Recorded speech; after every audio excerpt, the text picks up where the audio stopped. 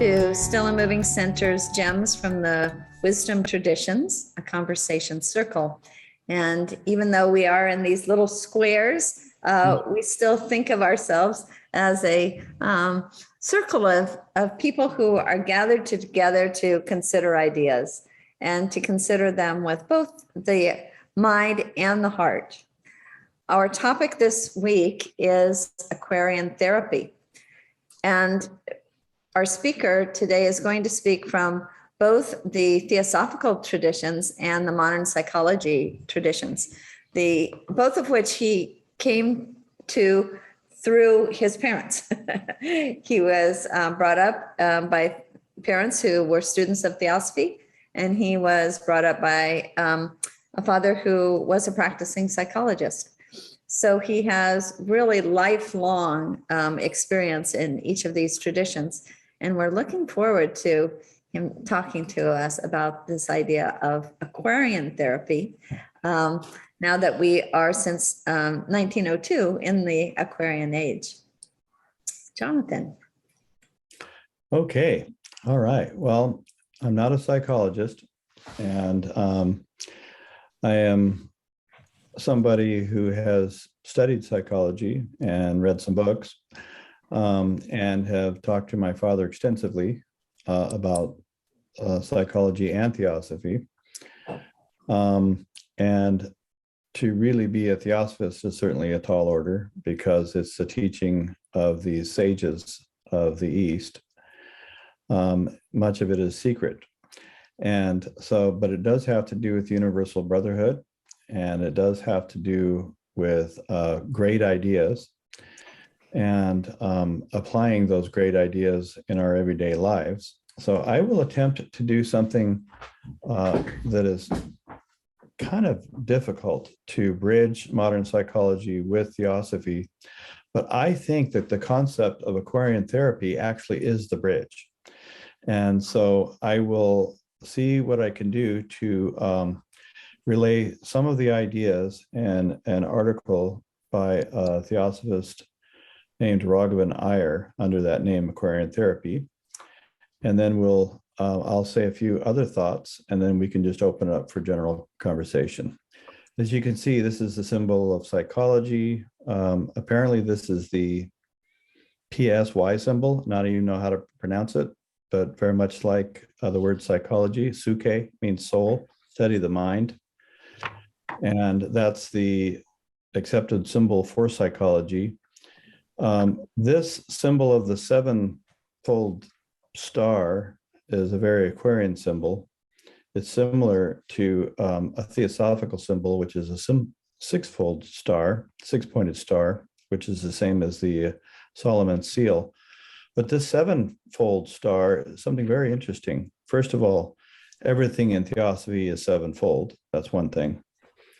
Seven-pointed star. But look at this continuous line. It goes here, then it goes here,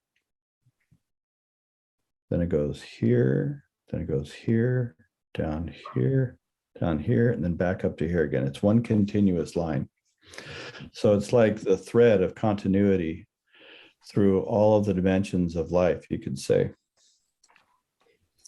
And I am going to try to present something in as simple and as basic of language as I can think of, if nothing else for my own clarification, just so don't get lost in too many abstract ideas, but to try to make them a living reality. That's something that we can use and work with. Basically, the idea of Aquarian therapy, as presented in the article by Raghavan Iyer, is a healing, therapeutic, hopeful affirmation of all that is best in humanity. And coming from a theosophical side, humanity is a tribe of heroes, actually. And it isn't just what it seems like in the news, okay? Where it's just one horrible thing after another.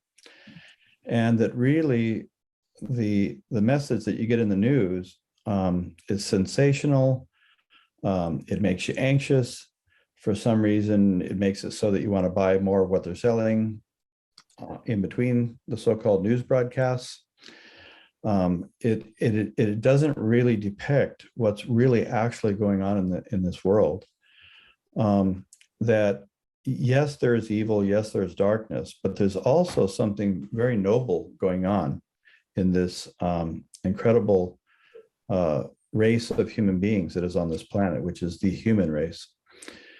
And Theosophy points out that human beings, unlike materializing and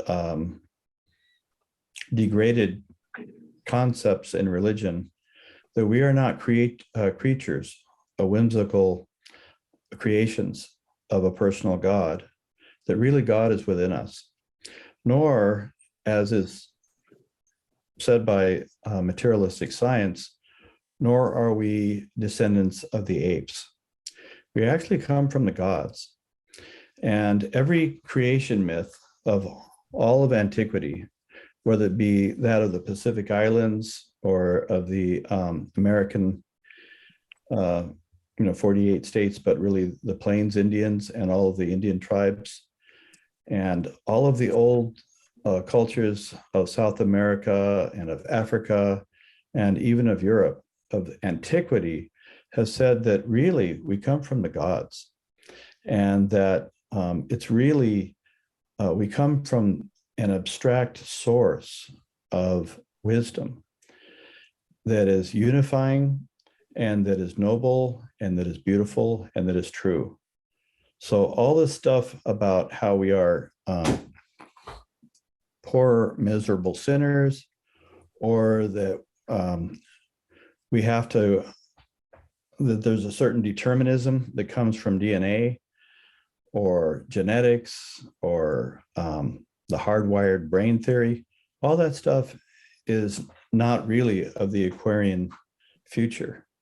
And from what I understand, all that stuff is really leftover remnants of the Piscean age, which is an age of formal structures, whereas the age of Aquarius is something that is much more hopeful, much more enlightened, much more wise, and that there will actually be a rebirth of this general wisdom on the earth in the general understanding of things.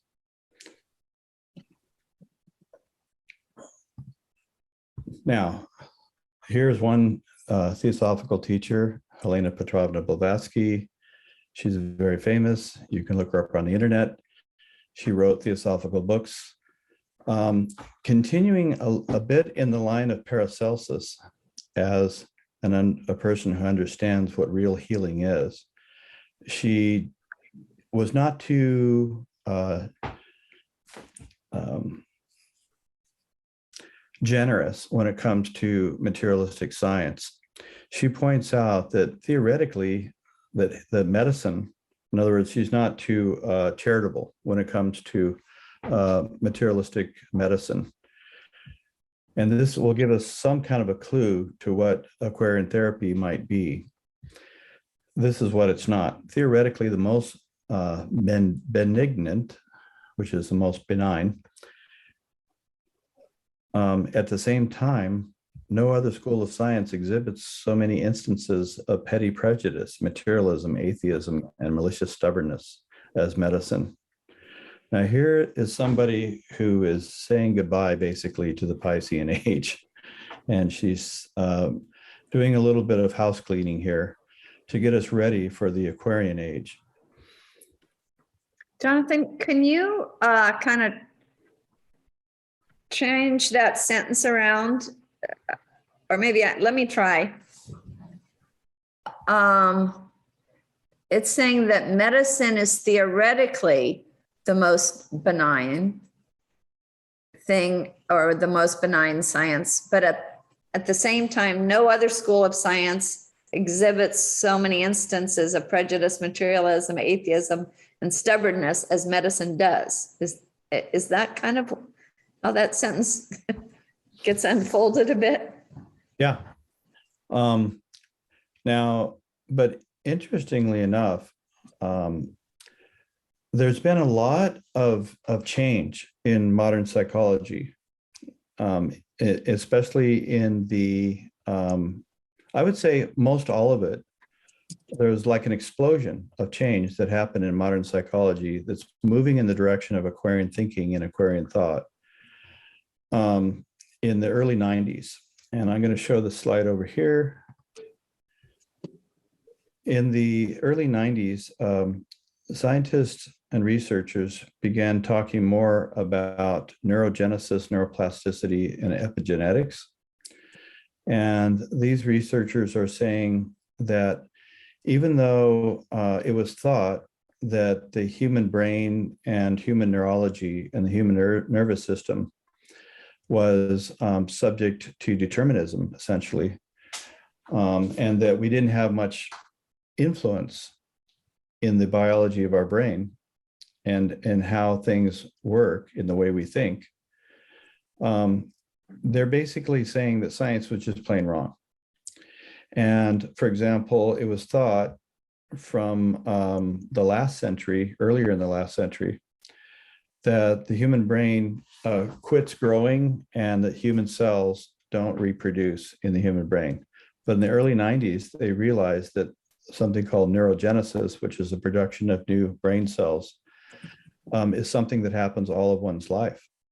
And that the more that one pursues intellectual study and other forms of study where they're learning new things and does physical exercise, that's tied in, that neurogenesis is a reality. So that the notion of human will re-enters the picture in psychological thought. Same thing with neuroplasticity. There was a Nobel Prize winner who said in 1913 that the brain is hardwired and that it doesn't really change. But in the early 90s, there was an explosion of research where they were realizing that the human brain is constantly changing. And plastic means change. It doesn't mean an oil product, right? So the human brain is constantly changing throughout an entire lifetime of a person, including into old age. And so there's this incredible hopefulness in that.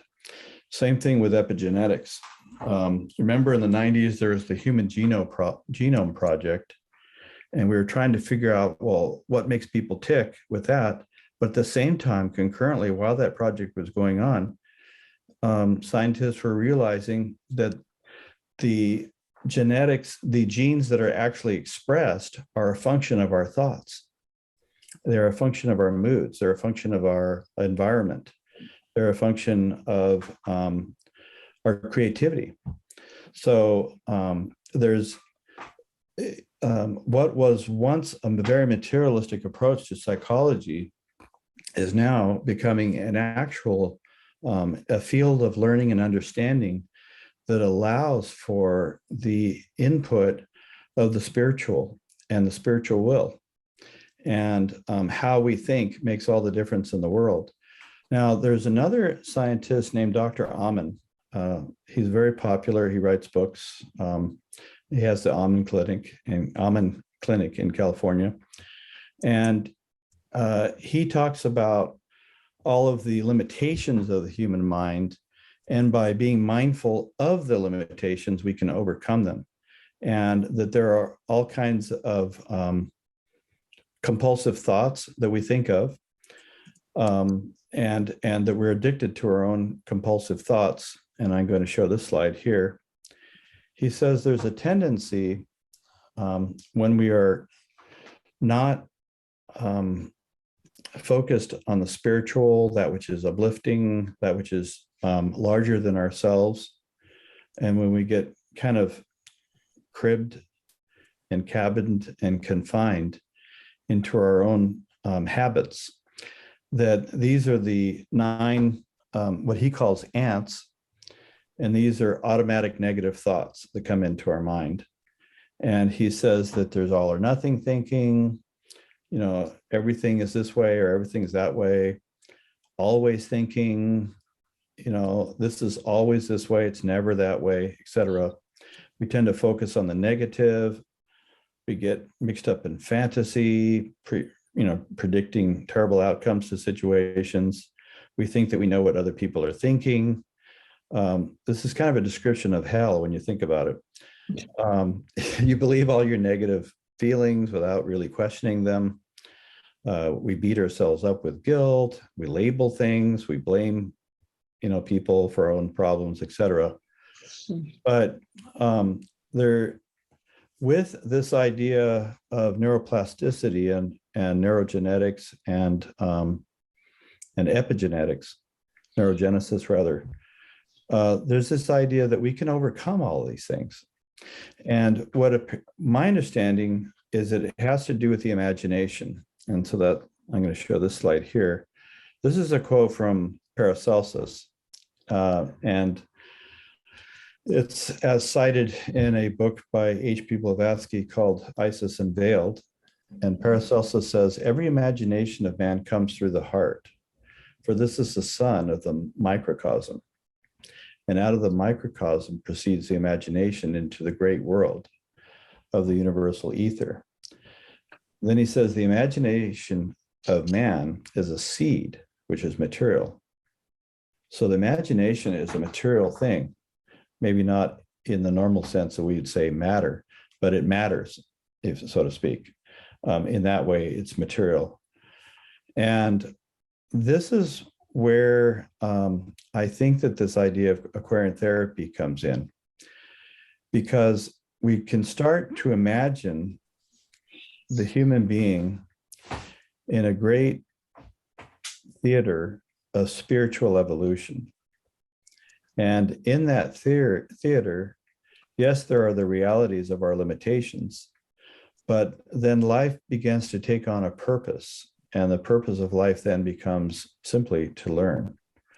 And we become these immortal monads that experience myriad upon myriad reincarnations for the purpose of spiritual evolution.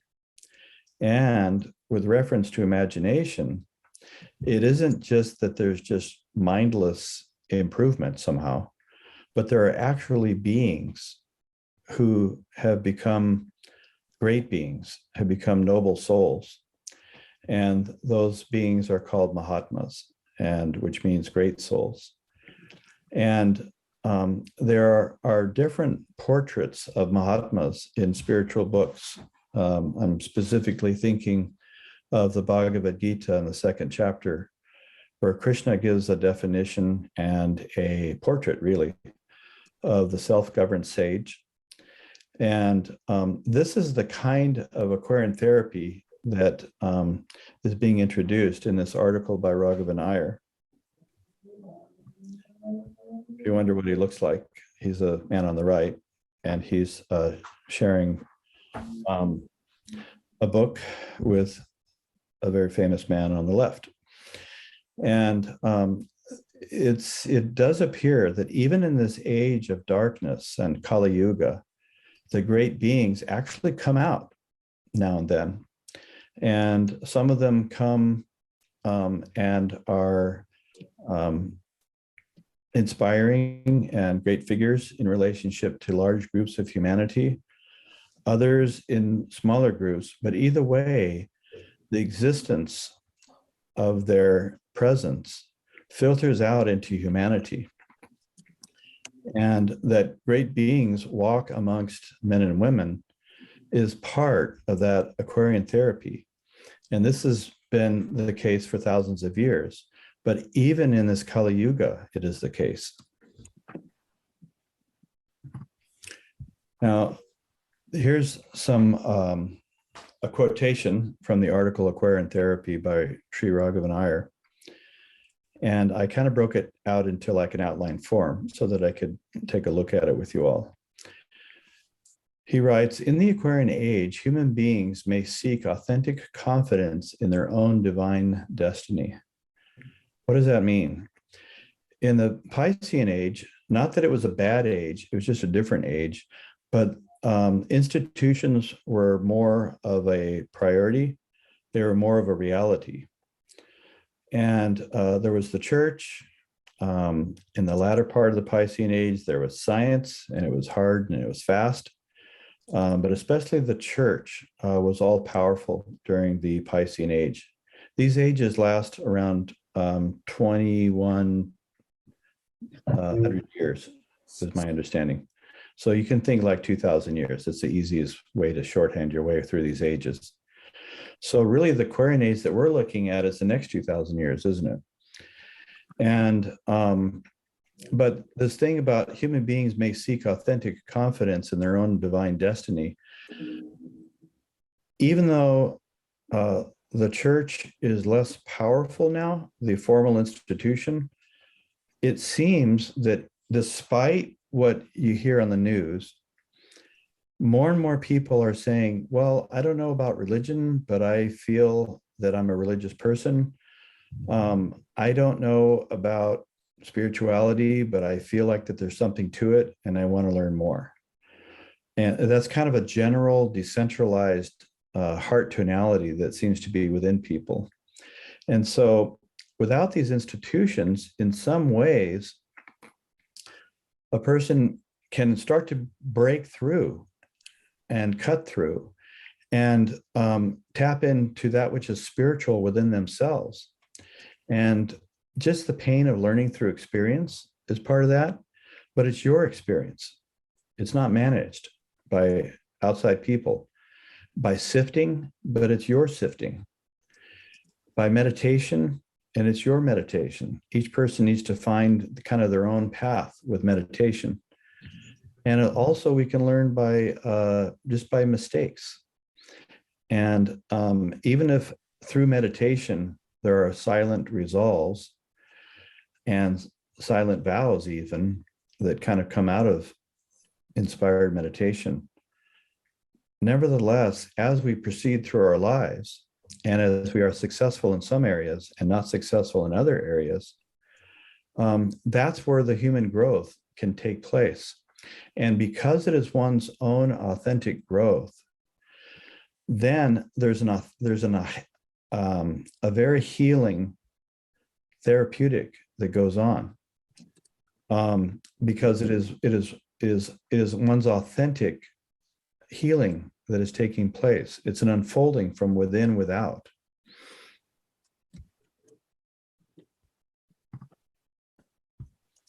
Then the article goes on to say, in time, they, meaning those of us who are living in the Aquarian age, can therapeutically release within themselves that mental breath and spiritual fire, where they always feel benevolence towards all. The symbolism of Aquarius has to do with really all the elements. It's an air sign, right, in astrology. There's the symbol of the Aquarian water bringer that brings, that slakes the thirst and the healing waters of immortality. And aqua also refers to anything that's liquid.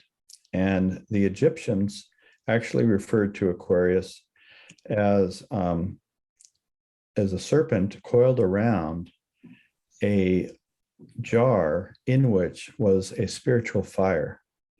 So it has to do with fire as well. And we'd like to get into that as we proceed here. But it also has to deal with the healing of the earth and the healing of all of nature. And that's something that obviously needs to be done, but actually will be done in the Aquarian age.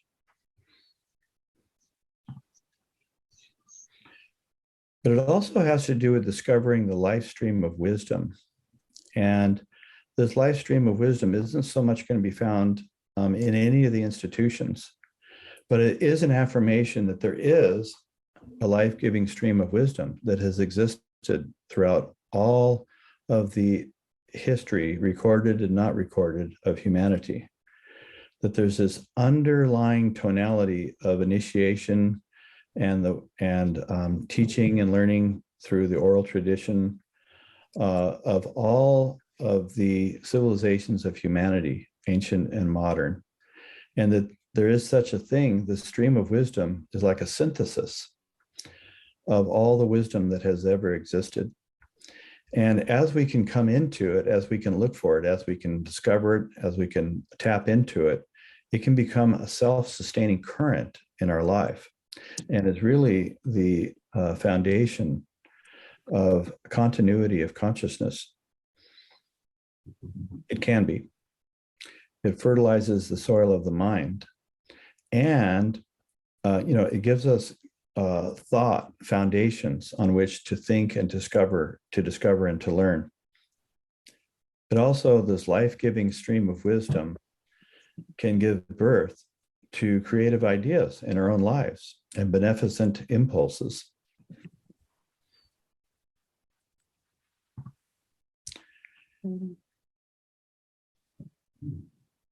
Enough said. But this life-giving stream of wisdom can also be thought of as a high plateau from which perspective can be gained. And it's timeless and it's enduring. And it points to a reality within ourselves that is like in this picture, that is deep, that is true, that is solid. But there are difficult trails to traverse naturally. But it's always there and it's always within us. And there's something very healing and therapeutic spiritually to think about that. And it has to do with action. The Aquarian Therapy has to do with action, and it will cause us to act. And the more we act in tune with and in line with these Aquarian therapeutics, the more our power to act becomes increased. And as a result, our own inner self-confidence actually will increase, which is one of the most therapeutic developments that a person can undergo, is the increase in self-confidence. But it has to, this whole Aquarian modality has to do with beginning to act in whole new ways that are not a function of those ants, as that Dr. Alman was talking about, the automatic negative thoughts. But they're based on ideas. They're based on the idea, the power of pure thought. And they're based on the idea that there's such thing as being able to cooperate in a context that's larger than ourselves. And we all know just from experience that when we are able to truly act in a context that is larger than ourselves, that there is an incredible healing that takes place within us, because we start to forget about ourselves and we start to think about something larger than ourselves and something more important than ourselves. There's a different kind of passion that takes place. I guess some people would call it compassion, but there's a divine motivation that becomes released. And that is something that you'll find in at least Theosophy and other wisdom traditions, is that the spiritual will isn't something you have to consolidate. It's something that actually is released. It's already within us, and we just need to release it.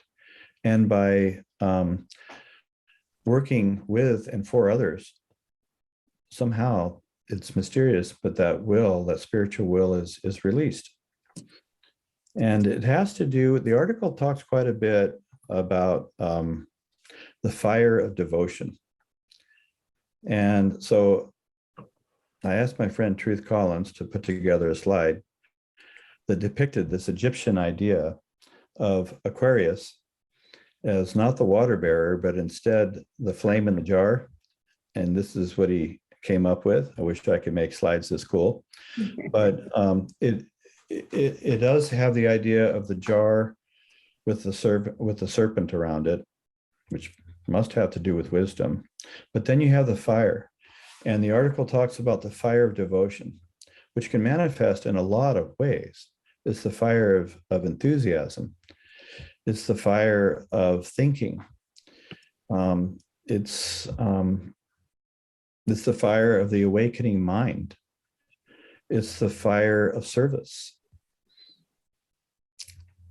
And apparently devotion, the derivation of the word, I think in the Latin, has to do with the consecration through the power of a vow. And in the Aquarian age, one's understanding is that, yes, there will still be vows, just like there was in the monasteries, but it's more of a secular kind of a monasticism. There are still vows, but they are to one's own higher self. They're not to any external beings. And one's own higher self, as understood as the self of all living beings, of all sentient life. And so apparently this kind of new kind of devotion is part of this Aquarian healing.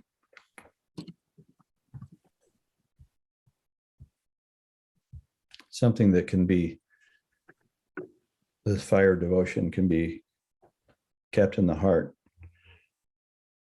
But a person has to shield it and protect it to some degree from wind, etc.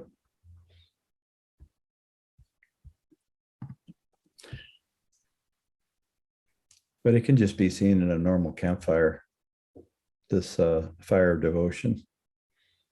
So I am going to say a few more things to you, but I'm going to stop sharing the screen here. And I do have something else here.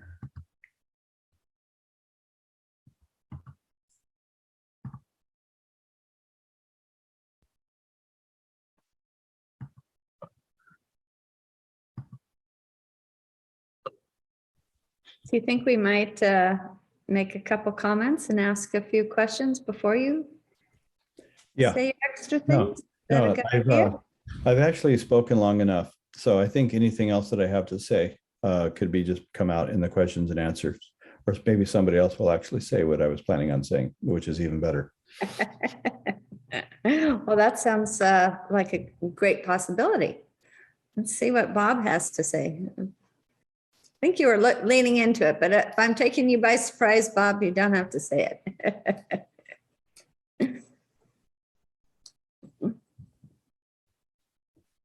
You'll have to unmute yourself. Yeah, I think I'll wait. Okay. You know, one of the things that I heard near the beginning of what you were talking about, Jonathan, it is this change from the Piscean age to the Aquarian age, or the Piscean age to the Aquarian age.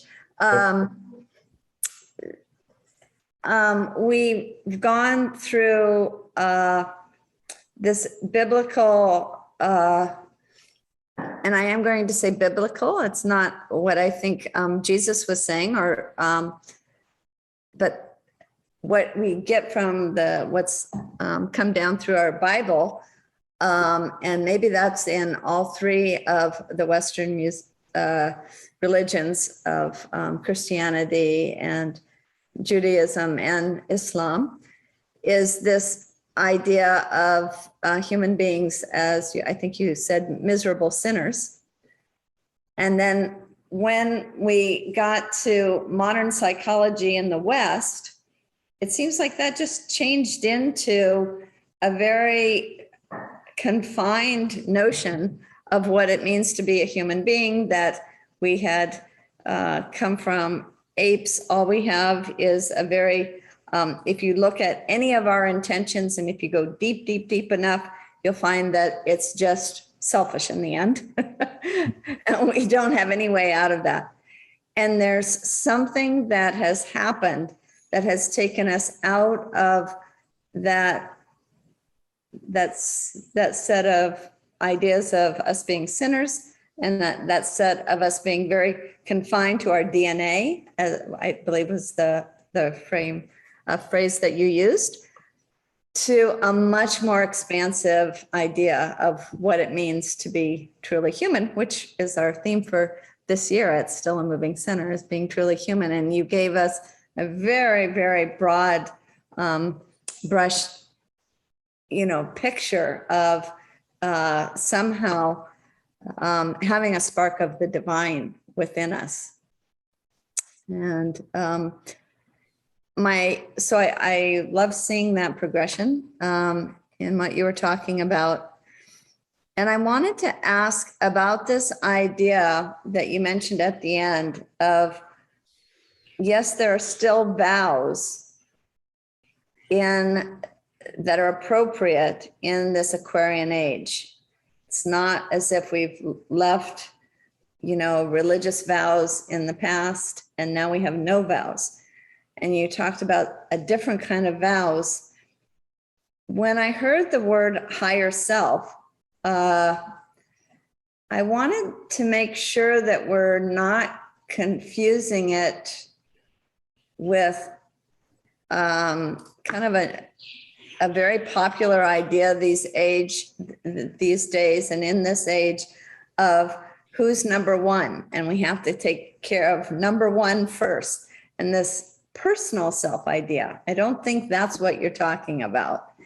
Put on your oxygen mask first before you help anybody else is often the analogy that is used. And so I wondered if you could help us with this. What is this idea of self that we're making a vow to, or that we should be devoted to?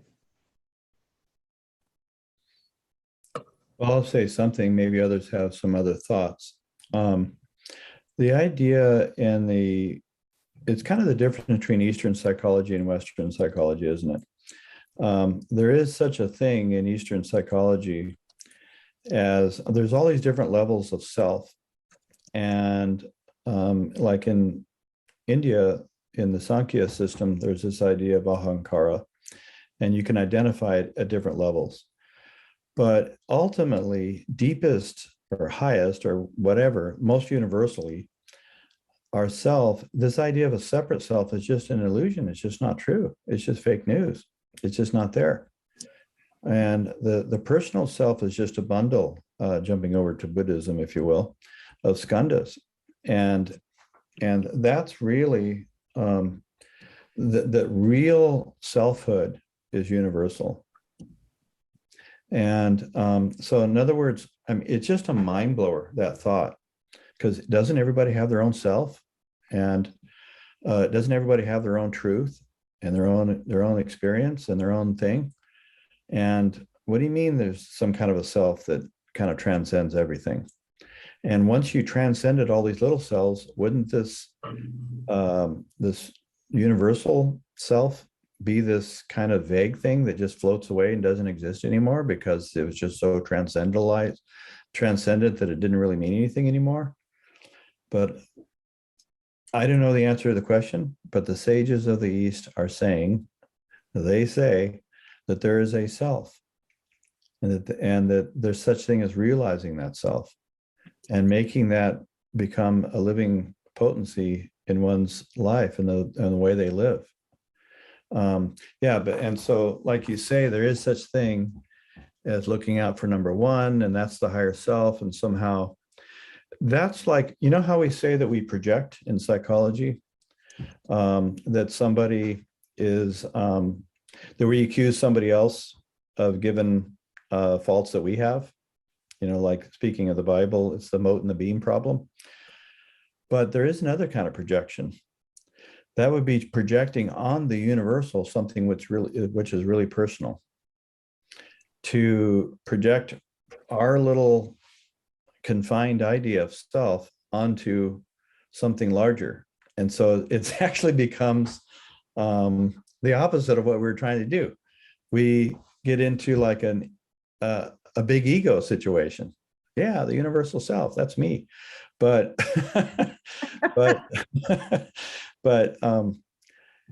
apparently there is some kind of a universal spectator that looks through the eyes of all beings at once, at one time. What a thought. What a grand universal idea. And it seems that just because of the fact that we're able to even think of this idea means that there must be some kind of a reality to it. It isn't just a hallucination. Should I take the question if somebody's got their hand? Roger? Yeah.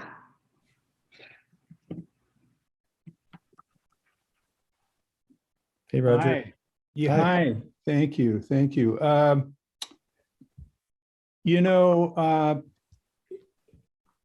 think what you're talking about is being said all over the world in many, many different ways. We're in a huge transition from, as you said, into the Aquarian age. And as we got here, we began to learn enormous things, including quantum physics, which is less than 100 years old now. Yeah. And the ideas that the ancients talked about, that we're all connected to a universal energy. The way to have a good life is to be in service with others. To me, these principles are coming to us now as we go through this new change in a different way. Because humans have evolved enormously since the Bible was written, since the Upanishads were written, since the Tao Te Ching was written. And so as sophisticated beings, and those on this call, whether you like it or not, are in a very high level of blessings to our ability to learn and to gain some wisdom compared to what people knew certainly hundreds of thousands of years ago. So when I listen to what you say, what I feel is we're groping a little bit with the information we have, which is very different than the information we had before in a technological way, in a more sophisticated way. We've been told forever that we're all connected and the way to have a good life is to be in service with other people, but we haven't been able to live it. Jesus told everybody this is the way to live, and Marjorie Taylor Greene or somebody has a sign that says Jesus, guns, and babies. So, we haven't gotten it, but many of us are beginning to really absorb it. And what you're putting forth now to me is I would need to understand more about precisely what the view is of how we make the transition, how we do live from the reality of our connectedness, if you will, how we recognize that if we hurt someone, if we don't take care of other people, we're really shooting ourselves in the foot. That we may need to go beyond the idea of the United States as an egalitarian place where everybody can have a gun. We may need to really change our fundamental societies, and I don't think we're going to do it overnight. I'd be shocked about how much progress we made in the lifetimes of those on the phone call. But I think what you're pointing to is what we all need to work with, the substance of how we get to the next level. We know it's there. How do we get there? I have some thoughts on that. And later we'll figure out if they're good thoughts or not, but at least I have some thoughts on that, Roger. Thanks for the observations and the question. Where do we go from here, right? And yes, we sense that we're on the cusp of something. And we're being invited to think about something that we don't really totally understand.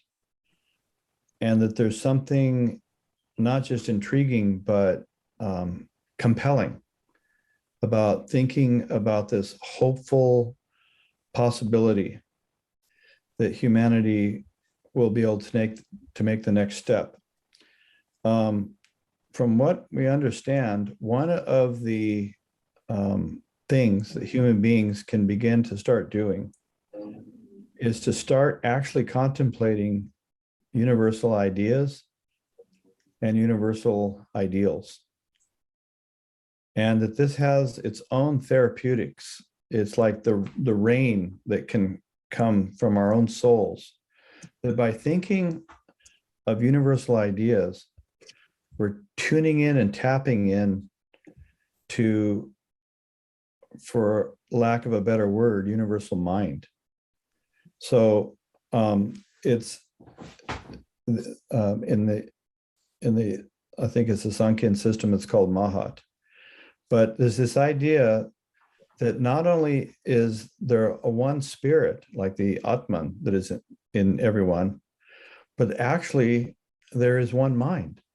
And it lives throughout, and it exists throughout nature as the laws of nature, the laws of karma, the laws of cycles, etc., like that. So in other words, just by thinking about these ideas, there's awakening that can take place. In previous cycles, we almost were not allowed to think about these ideas, just by circumstance. First of all, the church was the main container of all the spiritual stuff. And if a person is just living day by day, like the man with the hoe, just slaving away, somebody in a feudal system of some kind, there's just not much air to stand up and breathe these greater ideas. But now there is, for whatever reason. And we've, even though it's a dark time, these spiritual ideas from all of the spiritual traditions, like with what you guys are doing with the gems of the wisdom traditions, it's like fertilizing not only our minds, but really the whole world. So there's and then there's the idea of what can we do to kind of make them a living thing in our lives that makes a difference to the rest of the world in this transition, because we don't know exactly where we're going. But as we think about these universal ideas like unity and the ideal, universal ideal of solidarity and kinship with all of life that you mentioned before, as we think of other universal ideas, like even thinking about aspiration or thinking about harmony, all this has a healing effect in our mind. So it isn't just like an empty meditation of totally clearing the mind. One can actually think about these ideas, because these ideas are like the archetypes within nature and within universal mind, if that makes any kind of a sense. Then we can transform these ideas into action in very humble ways. We don't have to start the next United Nations or something like that. That's already been done. We can do small things, like I hear that Cliff is doing, like with the homeless people and so forth. There are things that one can do in humble ways from small beginnings that can function like seeds that can later grow into something very, very potent. That's probably only half of an answer, but I'm sure others people have different or additional thoughts on the subject. But I think it's a really critical question. What are we doing on the cusp here? What do you do on a cusp? It's like walking through a door in a transition, right? Some people have the symbol of Ganesh on their door, at their doorstep, right? Or when they first walk in their house. And it's kind of a symbol of obstacles, but also of opportunity. So it's kind of like the idea that in some languages, the word for crisis and opportunity are the same thing. What do you do? Well, you become very mindful and very careful and very caring, and you try to be deliberate, and you try to use dianoia, with a Greek word for thinking things through. And this is kind of the basis of kind of incarnating these wonderful ideas into practice. Can I just say one quick thing? 10 years ago, we had a program called The Voyage of Aloha, living from the reality of our connectedness. And we made an analogy to what you're talking about, to being on a voyage from here to Tahiti without any navigational instruments, and how the Hokulea was able to do that with a lot of insight, a lot of looking at nature and letting that universal energy come into them and trying to get a vision of where we were going. I don't think we have that vision yet, but I just wanted to say I like a lot about what you're saying, and I think maybe we'll get there. And I also like to hear myself talk, so I like to hear you say that talking and thinking about it is helpful. I got the same problem. Is there anybody else that would like to say anything or make a point or anything like that? How about David? David's in a psychology program right now. Yeah, love the talk. Thank you so much, Jonathan. And I started making notes. I was raised under an allied field, religious science. So I started looking at some of the quotes that I've stumbled upon throughout my life. And so I started finding all the dates, and I could see how this evolution of this thought came about. And I reached back to, and I'm glad you mentioned action, because it tied together this quote that immediately came to mind is, whatever you can do or dream you can, begin it, because boldness has genius, power, and magic in it. And so this dates back to Goethe's, born in 1749. So I think these were early awakeners of this idea. Follow that up with, who was this next guy? Well, Albert Schweitzer, all healing is self-healing. So again, this knowledge, this idea that it all comes from within. And I think you could even date back to Christ saying that in reference to his miracle making, saying to the masses, even greater things shall ye do. Just the awareness that this was not something that he held, but it was something that we as humans had within us. And then along comes Earl Nightingale in the last century. We become what we think about most of the time, in his book, The Strangest Secret. So all of these things continue to reflect that dawning of awareness, that we have the capacity to be aware. So I think it's this awareness of awareness that begins to create those internal pressures, creating these external structures. So we begin to form the prefrontal cortex. And I'm wondering, what's coming next as we transition our thoughts into the domain of the spiritual, which is this notion of unity. Are we going to develop another part of this wonderful organ that allows us to live within that place? And I think there is a human evolutionary process underway that we are probably all flowers in that garden, if you will. Yeah, like there's a spiritual evolution. And it's not just a Darwinian evolution of competition.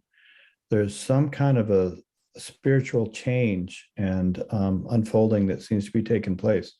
And also what you mentioned about those different philosophers saying these beautifully well said truths about the importance of how we think and our imagination and so forth. And it reminded me of just the idea of coming across different writings at different times in one's life. And they seem to correspond to different questions that we have at different times, and kind of an unfolding of the process of asking questions. And if you did a kind of a paint by numbers through line of all those questions, it's interesting quest, you could say, that we're all are a series of questions, which you could, I guess you could call it a quest, right? And then there's different philosophers that kind of come into our mind at the right time. It's like, if you know how to ask, some people would call it prayer, I guess, then the answers will, it seems like that they'll come. Did you have another? I did. I rarely have a question. I normally make comments, but I do have a question now with regard to your studies into Theosophy. But this idea about these questions, what you spawned for me was these questions may be being introduced to us as a race, as a way, as a challenge to foster this growth. And I'm wondering, do you think these ideas come from maybe off planet, or from something other than what we as humans live within? Are we being seeded these questions so that we can seek these answers? Well, it could also be that just with the idea of reincarnation, they're coming from our own previous lives. We're the parent of our own questions. The questions themselves could be karmic effects of questions that we've asked in the past. And all these questions may not be the first time we've ever asked them. Perhaps also the idea of different planets and so forth. Theosophically, this isn't the first time we've been in spiritual evolution. We, meaning our whole group of monads called humanity, and that we have been on previous cycles in previous existences that we can't imagine. And maybe we've asked those questions at that time. Perhaps it's just something to think about. One thing that you also mentioned, if I could, you were talking about the brain, the development of the brain and so forth, and maybe we're evolving at something, because it does make sense. If we're undergoing a spiritual evolution, wouldn't we also be evolving some kind of a vehicle or vesture that would correspond to that evolution? And there's some people in California that it's called the Heart Math Institute.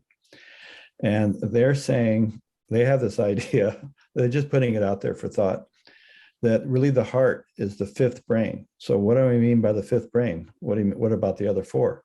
Well, the prefrontal cortex is the fourth, what you just mentioned, which is the executive region of the brain. And then they're saying, okay, the first three is the primitive brain, which I think is just the brain stem.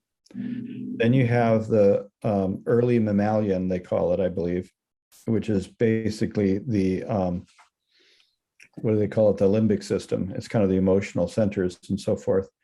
Then you have the higher mammal part of the brain. Somewhere, I think that very primitive one, they call it the reptilian brain. So then they have the lower mammal, then you have the higher mammal. And the higher mammal has to do with levels of cognition and so forth. But abstract thought is more capable of being processed in the prefrontal cortex, as you're saying, right? And thinking things through and so forth. But they're saying that the heart is the fifth brain, and that they're saying that there's just as many neurons in the heart as there is in the brain. And that the whole body, the whole nervous system is kind of a brain. And that was that one slide that I was showing from Paracelsus, talking about how the heart is the microcosm of the macrocosm. And that the people like that are saying that the sun is the heart of the universe. And our heart within us is the sun within ourselves. So anyway, lots to think about. So it looks like we've got somebody, Bob. Yeah, as you talked about all the brains, I've also been thinking about the whole gut brain, which is in a sense a kind of connective brain.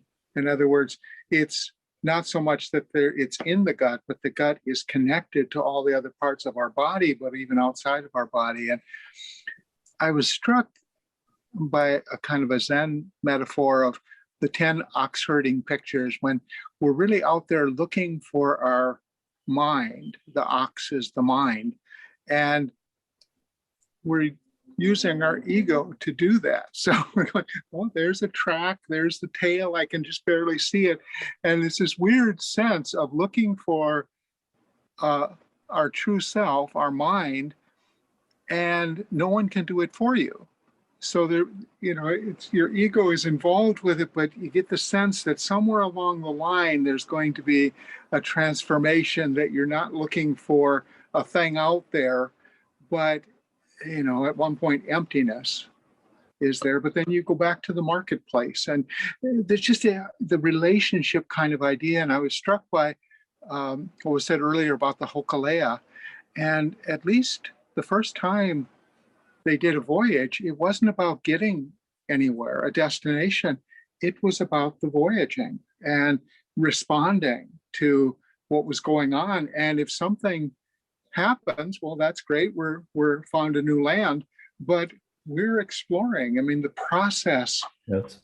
trip, the voyage, the discovery is partly going through that process, and beginning to sort of connect with wider affiliations. I'm struck with that sense of not so much, seeking something out there, but having affinity with, as you say, these higher values and virtues. So does anybody feel a call to give a thanks to Jonathan for this? I'll thank Jonathan. Thanks, Jonathan. Thanks, Bob. Thanks for the thanks. I love at least the feeling, the feeling of a transition of being boxed in, dogmatic, harsh, limited opportunities, to an age where the opportunities are just as great as we can imagine. And that there has been throughout history this idea of this life-giving stream of wisdom, that's really the sustaining force behind life, is this life-giving stream of wisdom that a lot of times that's identified with the spiritual, but to get a feeling for that, and that through our own consciousness, we can tap into this universal life and participate in it. I thank you very much for giving us a feeling for that. Yeah. Hear, hear. Thank you.